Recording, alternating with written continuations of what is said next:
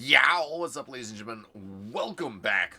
We're about to get started with our second match of our winner bracket finals in this Japan Dota Cup 2016 Season 1.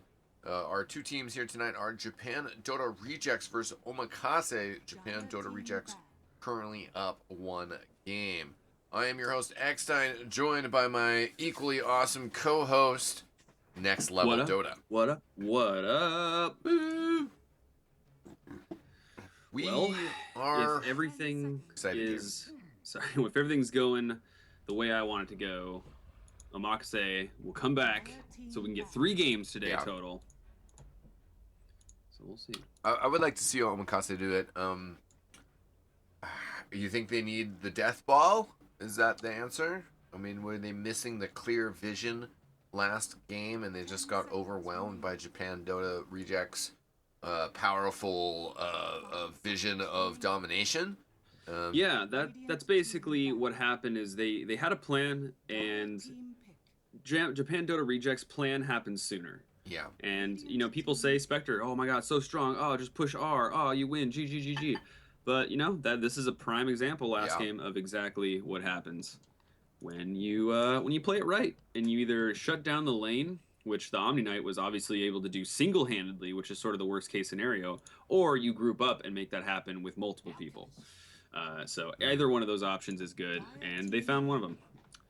Yeah, and they decided to go with the Outworld Devourer again, which last game kind of had that feeling, of lacking purpose, of just kind of being like a good pick, but I don't know, not necessarily being able to synergize with the team.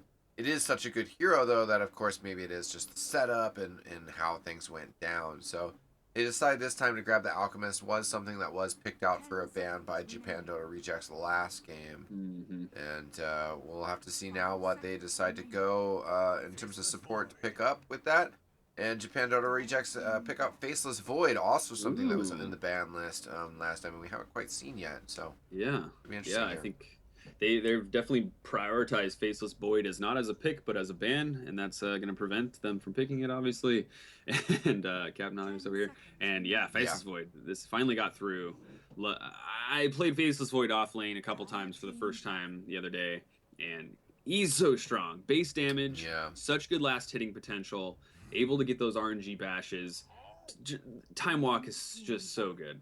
I feel kind of dirty with him in the new version of him, but he's definitely one that I should reincorporate into my hero pool, especially as I try to claw my way out of the pit of MMR. Yeah, give him a try. He feels really tanky. Like, it's such a weird dynamic for a lane to be able to, at level 1, essentially make it so that their harass means nothing.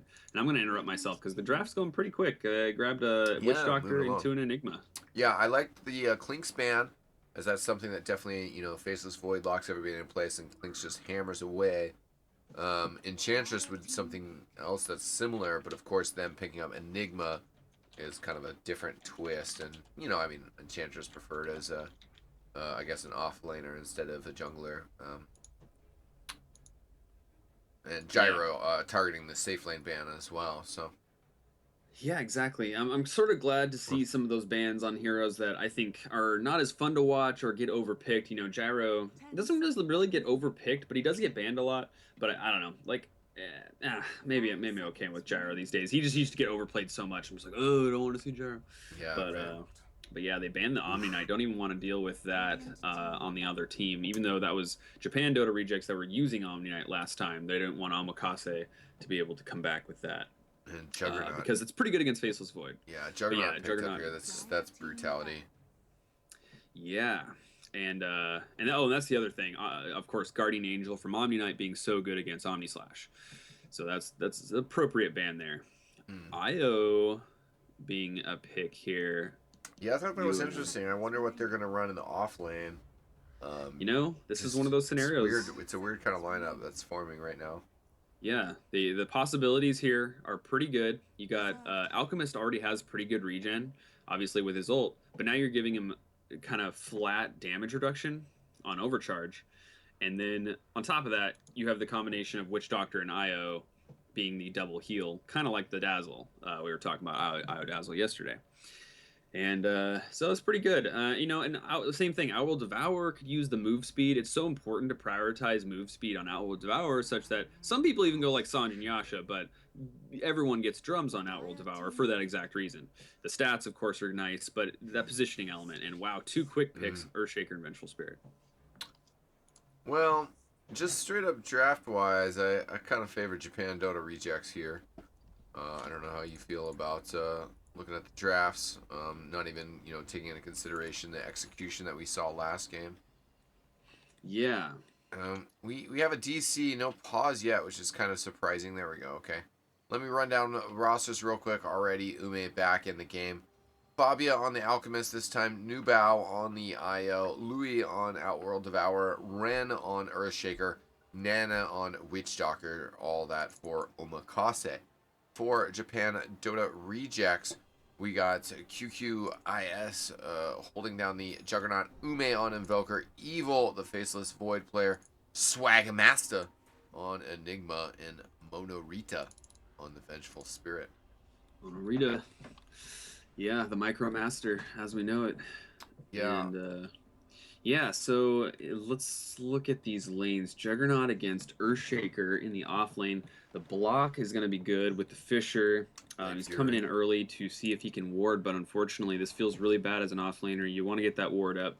But Juggernaut ran out real quick to scout, and that's super important if you want to secure your safe lane and kind of get an idea. You can always catch where they place the observer, and that's the important thing. Buying sentries, that's easy, but getting actually finding where it is important. So even though in my opinion the dire safe lane kind of area is still easier to deward than the Radiant one, because with Radiant there's a lot of places to put useful wards still even after the changes.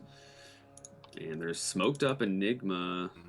He was just maybe they were trying to just make sure that maybe they could flank someone at the bounty rune, but they did get Alchemist his bounty rune, so he's feeling pretty good about that.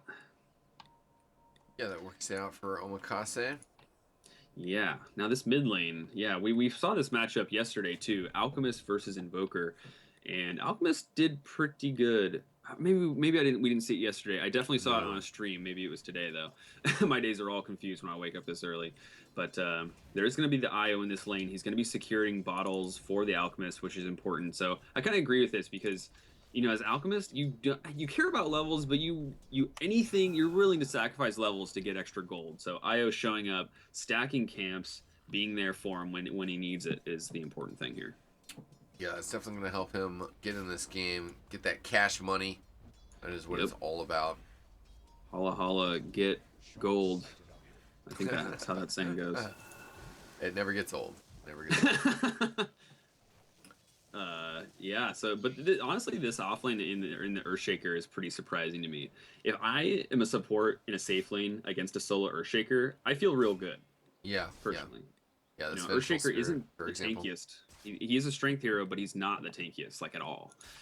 And Vengeful Spirit, known for her pretty good right clicks, good attack animation, able to deny really well. But they should be able to get a kill on Earthshaker with Blade Fury and the Magic Missile here. Mm-hmm. Yeah, just a matter of when the totem comes out. Nice 93 damage on Monorita. It's kind of obnoxious, but Yep. You really want to trade? Yeah, this is what I do. They both have only one set of tangos in terms of regen, so in the regen game, Earthshaker is probably going to win that unless Vengeful's able to get a lot of poking at him. But Earthshaker has pretty strong enchant totems, and in a lot of cases, I actually level enchant totem in lane if I'm doing really well, especially if the supports are looking to roam. If the supports need to roam on the enemy team, you're one of you wanting against a melee hero like Juggernaut, and you can get huge enchant totems and push them out of lane that way. And what level do you think Juggernaut will be picking up that healing ward, though? Yeah, that's a good point. The thing is, as an Earthshaker in the off lane, you're kind of just looking for levels for the most part, unless you're having a really good lane, in which case you can rush your mana boot / blink. But so it comes down to the scenario. But if Earthshaker is just looking for levels and he ends up rotating TPing to other lanes with those early levels, which is a pretty good move given how strong Earthshaker is and how strong Echo Slam is when the other team doesn't expect it. In that case, Healing Word's really good to push the tower, get some easy gold, hop into the jungle. But I think getting early points of Blade Fury, yeah, is obviously the main thing here. He got the crit. So yeah, I think he wants to be able to trade with Earthshaker a little better, especially in the case that Earthshaker doesn't get enchant totem points early. So as Earthshaker still kept down, he's able to trade a little bit better. And they're definitely looking for these early kills. There's the stun, the magic missile, Ooh. as well as Blade Fury. It's still hitting him. He's on the edge of the range on that. And there's the last auto attack for Juggernaut. He Yeah. just got that point into Blade Fury. Big money going his way too. He's sitting on 1060 gold right now. Already make that 1100.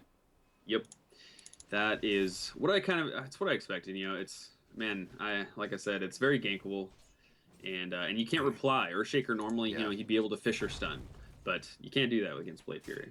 So pretty unfavorable matchup there, but you know he's getting good levels. You know, it's offlaner dies, still 3 minutes, level 3, 3 minutes in, and not the worst case scenario. Right.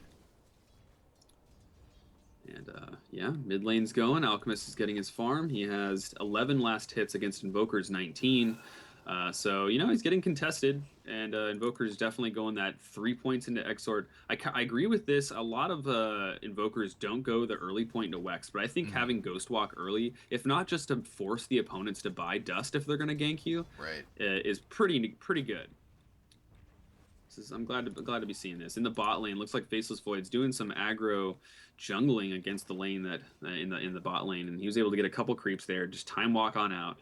It's funny. It's like Faceless Void became a lane hero like Viper, in that he just wins the lane very easily, and then is still he's meh in the late game depending on what you build.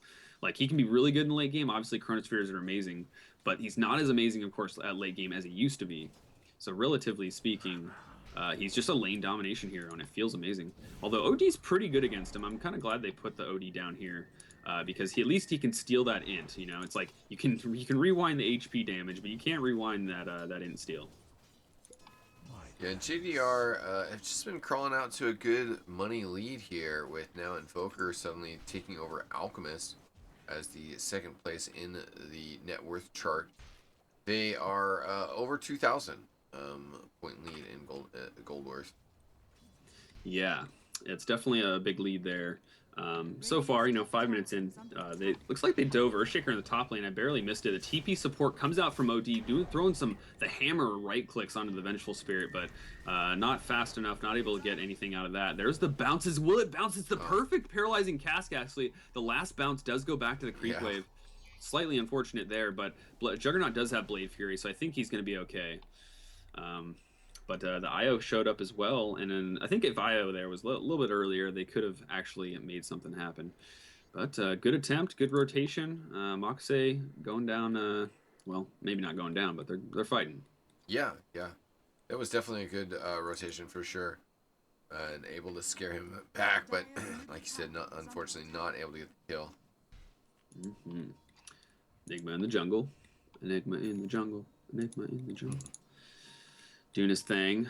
It's so crazy to me that the meta shifted a bit, where junglers now, dedicated junglers like Enigma and Chen, go uncontested. Yeah. There's a huge meta there where jungling is over, because now bounty hunters get picked, Rickies get picked or something, or anyone who can invade that jungle pretty safely. And maybe it's because Bounty Hunter got nerfed, but I still think it's kind of crazy, Other people would at least ward up his camps, right? They would do that. They'd spend that money.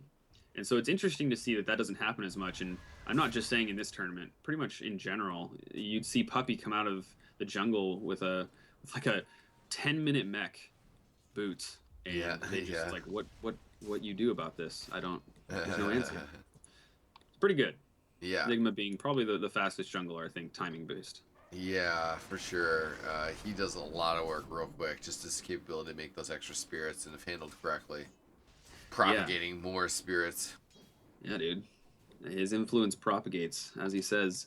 I think what makes him the best is obviously that demonic conversion doesn't just create creeps for you to kill the creeps. It gives you the gold immediately as well. Yeah. It's like a mix between Enchantress and devour. In the bot lane, it looks like Earthshaker was Wow. down here to TP, and he ended up dying, I assume, to a Chronosphere. Yeah, that's on cooldown. So he's able to get a solo pick. Once again, Faceless Void. Um, what you do is you wait for those the lucky bashes. You just sit there and attempt to right click someone, and as soon as you get that bash, you're like, oh yeah, it's time to kill. Right. You throw that Chronosphere out. Feels crazy. Um, yeah, so that's pretty good. Once again, JDR not joined Dota Rejects. JapanDota Rejects are doing pretty good here, and they're pushing the top lane. Enigma rotating in, doesn't need a big item. They see the opportunity, and they're going to knock down a tower for an extra 200 gold for the rest of the team. Yeah, definitely surprising how much of a net worth lead they've accrued over this 8 minutes without that many kills on the board. Yeah, and especially against an Alchemist too. The Invoker has done well to secure farm. Honestly, I'm kind of surprised because Alchemist doesn't have the best base damage. He does have a Quelling Blade and a Stout Shield, or a Poor Man's Shield. Not that the Poor Man's Shield helps him in terms of damage, but yeah, he had the IO there, and in the top lane, I just caught it. Vengeful Spirit able to get the Magic Missile almost last hit on that. She did have a DD at the same time. They surprisingly caught Earthshaker out. Looks like those Phase Boots make Juggernaut so fast. You want to get Treads, obviously, for the extra damage, but Phase Boots made that kill happen. I almost guarantee, I didn't see it, but I guarantee that kill wouldn't have happened without Phase Boots. So that's the difference, the Phase Boot effect. Yeah. With the changes to Phase Boots in that they give you a bigger boost of speed over a shorter period of time means that it'll catch you off guard more often now. Yeah. And that is definitely something people don't expect. They're gonna get this tier 2 nice and early for them. 9 minutes. Yep. Very quick. There you go. That's good Enigma play. He's gonna TP to the bot lane. He's like, all right, Yeah, next. showing up. Next, yeah, exactly, and another one. Count it. And yeah, but like I was saying, I think it's kind of. I mean, Alchemist is the top net worth now, but that's to be expected. I think he should be even more, given that they allocated 2 resources to the mid lane. I feel like he should be a little bit more, but now there's some stacked camps and probably pretty fortunate stacked camps in the Shard Golems. 2 sets of Shard Golems. Each one of those is gonna, well, actually 1 set which equals 4 of the creeps, I think.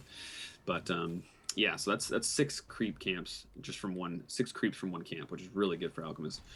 And so maybe he'll catch up. This will be good. That's their kind of saving grace at this point. OD did okay. He's got treads. He's but Alchemist is the real factor here. So if he can get that early Radiance or Battle Fury. Bot tower dead. Ripping pepperonis.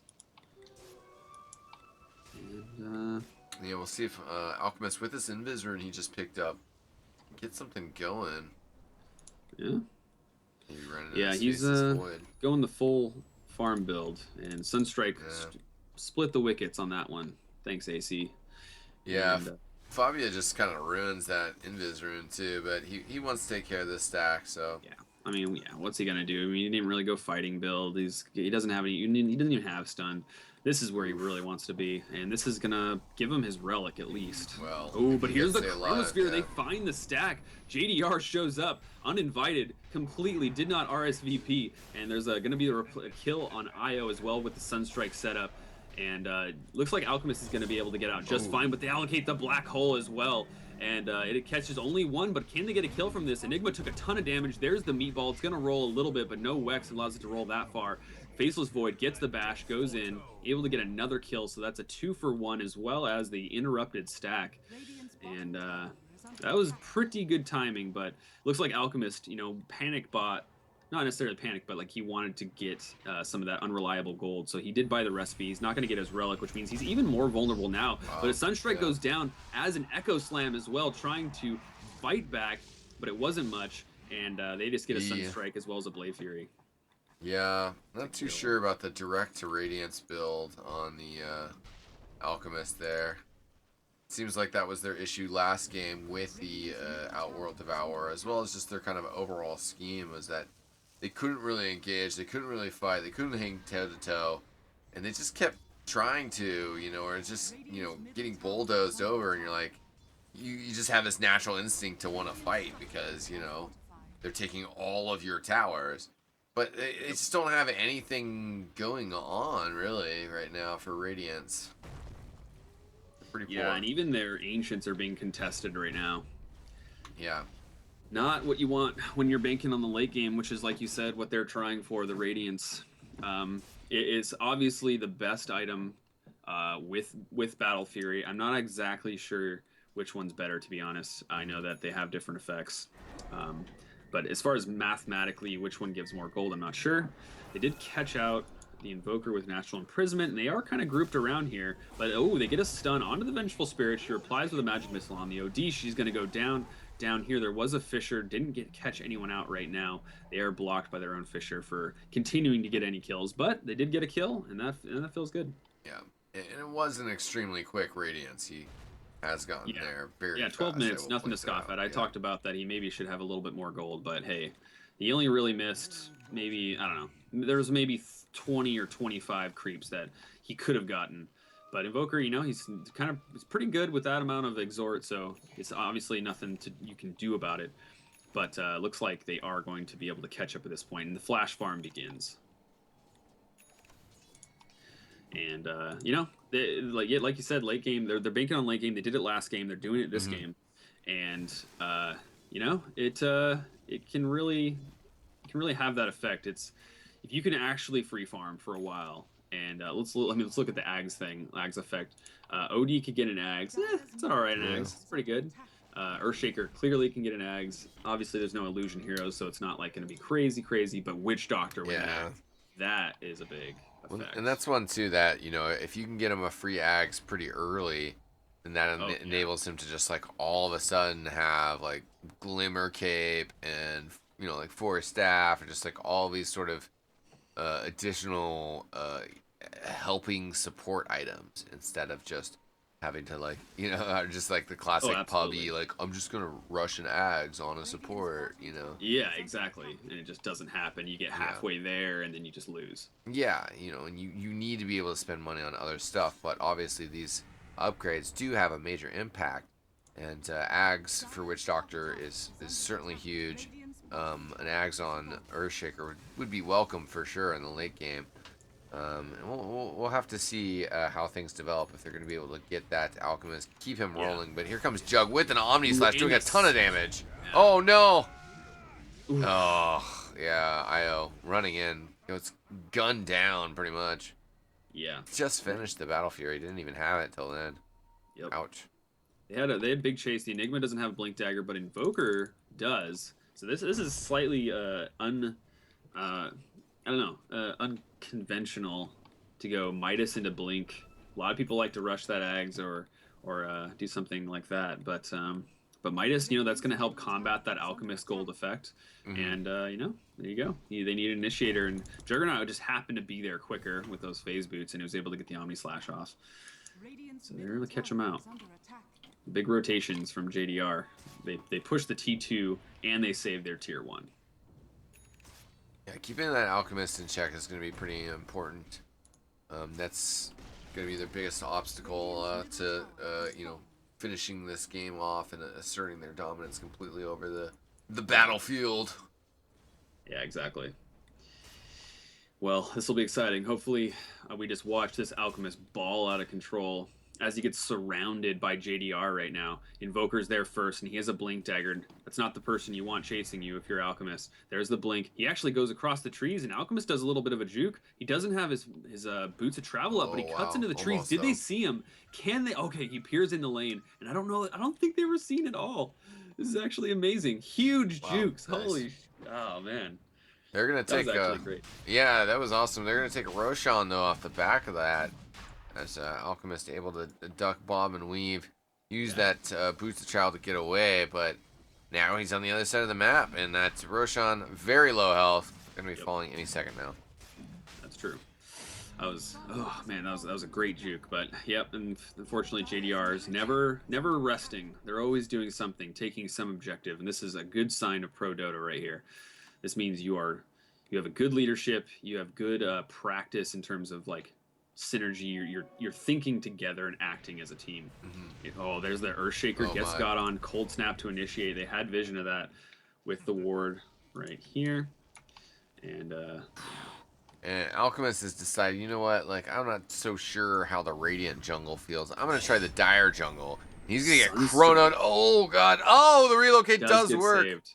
The tether Now, was the question risky. is, will Io try the TP, the EGM TP out in 4, 3? He's trying it 2. I might be too early. Oh no, actually that was someone else TPing. What? That was Witch Doctor. My bad. Yeah, no, But he's yeah, done so. Io just gets wrecked. Was that okay? Yeah. You know, after I saw EGM do that, I was like, wow. I didn't realize that was possible because I thought that the TP would be canceled by you relocating back to your original position. Yeah, it's one of those weird wonky things. Right now, QQ IS1S gets jumped on, but he's gonna be all right. Yeah, he just TPs to the top lane. Doesn't even need to go back to base. Just join us, homies. Yep. Where's my crew at? We're right here, bruh. Yeah, they're rolling 4 deep right now with Faceless Void in clear position, able to rotate over if needed. He doesn't have his ulti yet, but, you know, he'll be alright without it. Yep, there's the Fisher block. I like that. I do that all the time. Feels good. Sorry about your push, boys. But they're going to be just fine. Yeah, it'll resume. It'll pick back up again. Yeah. And Alchemist is showing up. He's not split pushing, which I think is the right answer because they need to be able to push this off. They cannot lose a Rax right here. Juggernaut loses Aegis pretty early. There's the Death Ward as well. Gets a little bit of damage onto Invoker, and the swap comes in. Alchemist is in a bad position, but the counter, the Enigma, he goes in and catches the rest. A huge swap into a huge black hole. That's the T3 down, and a Rax to follow. Buybacks from Earthshaker, yeah, and Alchemist. Oh, Ice Wall might be catch Alchemist out, but luckily he's able to go around using that Quella Blade to its maximum potential. But that's the melee Rax dead. Yeah, pretty insane pressure here as this full lane going to go down, and they're just standing tall. They don't really care about what the Radiant side Omakase have to offer, as here's another Chronosphere. This Sunstrike coming on perfectly on the Alchemist. Io in trouble, going to go down. It's a godlike spree for Umi. Yeah, that Faceless Void. One of these offlaners is not like the other. And yeah, if Earthshaker, and think about this, if Earthshaker had a blink, think about how that fight would have been different. There would have been, it's all about the initiation, and because they were able to get an easy swap, there's a little bit of engagement here. Cast goes out, bouncing, doesn't get the best bounces, and Earthshaker did go down to a Sunstrike, it looks like. Invoker doing what he can. Satellite beams, and that's a second Rax. But yeah, Blink Dagger on Earthshaker, if he had done well, he would have had a Blink Dagger by now. And that might have changed things greatly because there's extra units there. Another swap comes out, low cooldown with that nether swap. Not going to be a kill out of it though. But they are going to just flex a little bit. Are they going to catch the Venge? They do have the extra movement speed from the IO. Is JDR going to re-engage here? There's an Ice Wall invoked on Invoker. He does have Invoke up. There's no Chronosphere, although Faceless Void's running in. There's the stun coming out from Alchemist on the Invoker. Radiant's ticking. There's the relocate, and they just goes a little bit forward. Are they on the offense? Is this going to work out? They do have Chemical Rage rolling, but only for another 7 seconds. And oh man, OD's getting caught out a little bit. He tried to wrap around, trying to get offensive, but it's not going to do anything. And the relocate actually ends up saving OD, as well as the Sanity's Eclipse, doing a bunch of damage to Juggernaut. The Healing Ward is rolling. Alchemist, though, he's getting hit by the Omni Slash. It's too many targets, but Alchemist ends up going down in the end. They grouped up, which was good, and they're chasing even more. Witch Doctor going down to additional right clicks. And that's it. GG, game 2. There you have it, ladies and gentlemen. JapanDotaRejects absolutely stomping things tonight. And, yeah. I mean, just dominating fashion, really. Making it look easy. Yeah, and they had a solid lineup here. I like the Invoker, the Faceless. They got a hold of some solid heroes early on in the draft. Rounded it out, played the Enigma masterfully in the jungle. A great GPM on the Enigma. And then the Vengeful Spirit as well. Just a very, very powerful hero, especially in the right hands. Can contribute to the team so much. And again, we saw Omakase kind of have this lineup that's really geared towards a super late game and trying to hang in there. And that's how they won that game. That was a fantastic game early in their bracket against Sakana. But JapanDotaRejects just so much pressure early. No chance for Omakase. And Well, on the bright side of life, they made it this far in the tournament until they lost a game, and now they will be in the lower bracket. So at Should least be they're still interesting to alive. see how they pair up against the other teams, Hmm. given that they were in the winners bracket up until now, and once again they were the team that did the full int lineup yesterday. Yeah. As so what Omakase appears to be is like this team that so far as far as I'm concerned don't really think about the laning phase. They have an idea and they go for it. But definitely three drafts that I've seen are have something unique about them. So Hmm. I got to give them credit, trying things new, doing what they think is the right move. I mean, Earthshaker off lane, it's worked out before, but it's not meta, and I appreciate that. But JDR always picking something that can fight in the early game and make it to late game as well. They do a good hybrid value approach to early and late, and so they end up taking it. They make it look easy. And unfortunately, I did pay JDR to 3-2-2 this game so we could get 3 games, It but didn't happen. they failed their contract, so I'm gonna have to send my bouncer Jeffrey towards their general direction. You gotta get on a flight, Yeah, so we won't get a game 3. demand your refund of those virtual items. Yeah, that's 322 shekels. Okay. Exactly. Well, ladies and gentlemen, thanks so much for joining us. It's been a fun night. More late night Dota from us is coming your way next week. Late night, early morning. Eesh, all a matter of perspective. I had a LAN party, so this weekend it was like a late night kind of deal. Yeah. But I think next weekend it's going to be an early morning kind of deal, which would be good because I'm excited for what we have ahead of us. We got the rest of the lower bracket finals coming the Saturday, 3 a.m. Pacific time. And then on Sunday, 3 a.m. Pacific time, we will be having the grand finals best of 3 series. So great stuff ahead of us. And congratulations to JapanDotaRejects for their victory tonight. Thanks so much to my co-caster NexLevel Dota for joining me. You can find him on Twitter at NexLevel Dota and Twitch, twitch.tv/NexLevel. Any final words, my friend? That's it. You gave me a good plug. I appreciate that. And like you said, just want to reinforce next weekend. Be there, same time, 3 a.m. We will be streaming. Yeah. Shout out to Japan Dota Cup 2016 Season 1, all their organizers, admin people.